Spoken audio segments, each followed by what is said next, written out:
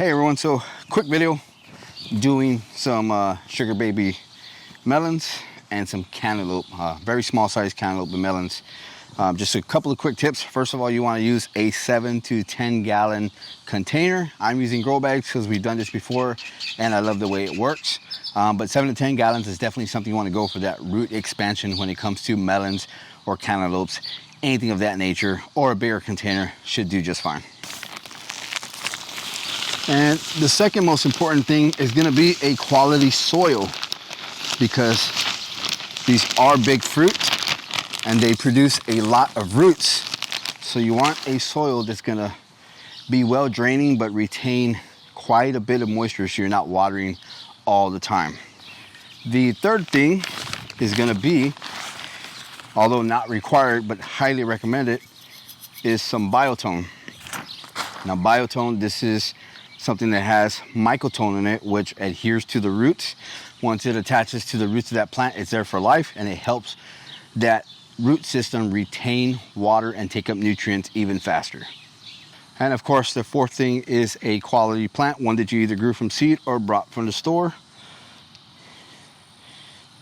and place in the container. Now with that mycotone, that Biotone, what it's going to do, it's going to make that root system grow faster and bigger and make the plant actually be a lot bigger.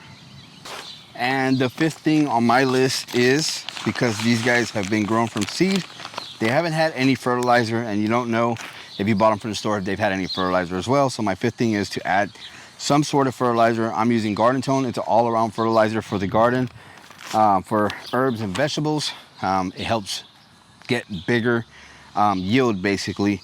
But I do this once every 3 weeks or so, depending on how much it's dried out and how much water is actually draining. But this will do it some good. And the sixth and final thing is some sort of support system, whether it's a trellis or a cage like this that I made out of fence.